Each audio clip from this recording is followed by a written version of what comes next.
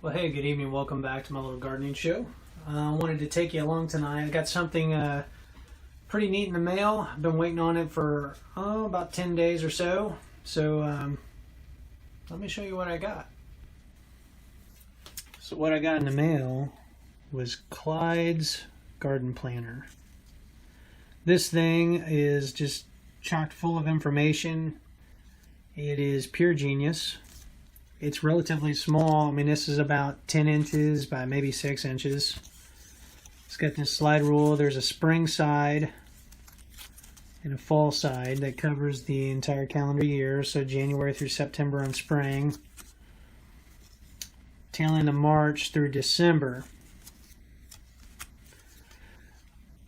What's really cool about it is you can move this slide rail, and this red line here is to mark your last frost, your last spring frost. So I'm going to peg mine probably around May 10th, maybe May 17th. So if I did May 10th as the last frost, that would probably put the plantings about right in terms of tomatoes and peppers.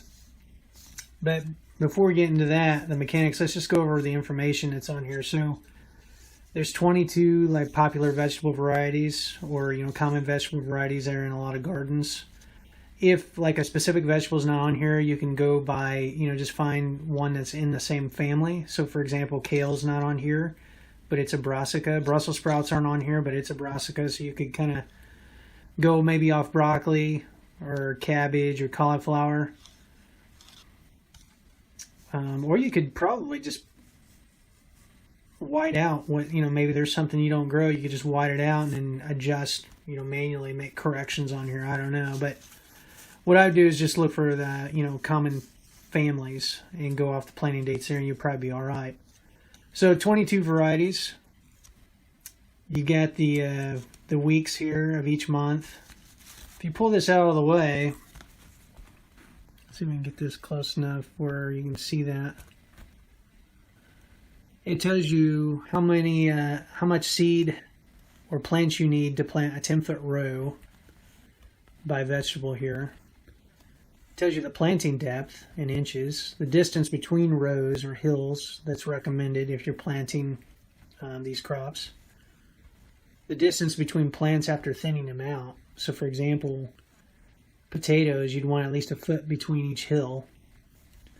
Sunlight requirements that are recommended, and the germination temperature for these vegetables, like the minimum outdoor temperature that would need to be to plant these so that they would grow. Cool stuff. You push it in, and there's information on the other side. This tells you approximately how much each of those crops will yield in terms of pounds for a 10-foot row that's 12 inches wide. And then you flip it over here. These are all the companion plants that go well with the plants over here. So for example, if we looked at tomatoes, it says carrots, cucumbers, onions, and peas would do okay next to the tomatoes.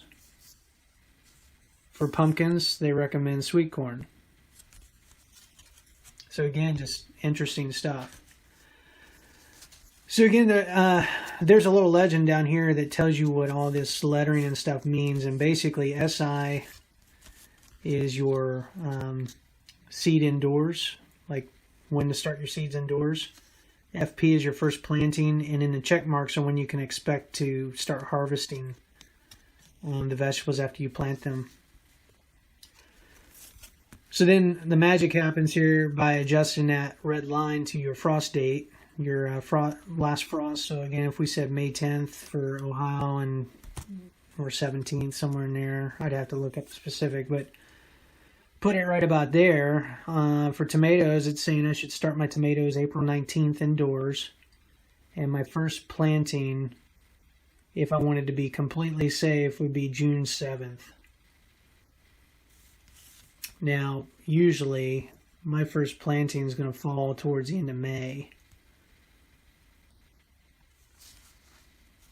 So there is a little bit of adjustment depending on your experience, but this is a really good guide, generally speaking. And so depending on your frost-free date, you can set this, and then it kind of maps out what's going to happen, gives you a real quick snapshot or overview of when you need to start the seeds, when your first planting would be, and then when you could expect to harvest.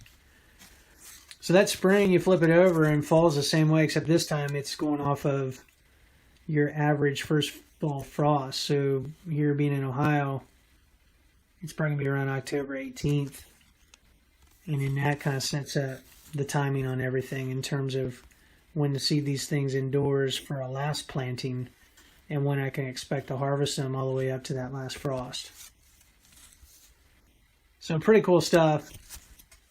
I came across this. So I came across this little tool on Baker Creek's, I guess by reading through Baker Creek's seed catalog. And at the back ends where they got the different things that they sell. I went to the website, it was sold out. So then I just kind of Googled around, and I found Clyde's personal website where he sells these direct, and got it again for about $5, included postage. Handy little guide. I think it's brilliant. So I'll put a link to this garden tool in the description of my video below. And if you know somebody who gardens that maybe doesn't, you're looking to get them something, this would be kind of a nice little gift, I would think, to give them. Again, what I like about it is it kind of just gives me an overview of what to expect and anticipate, and then I can take this stuff and I can throw it on a calendar or a task list, so I can kind of map out how spring, summer, and fall are going to go. Even later this winter, as I'm going to be starting some seeds and stuff, probably around the March time frame, early March time frame, mid-March, depending. So really cool planting tool.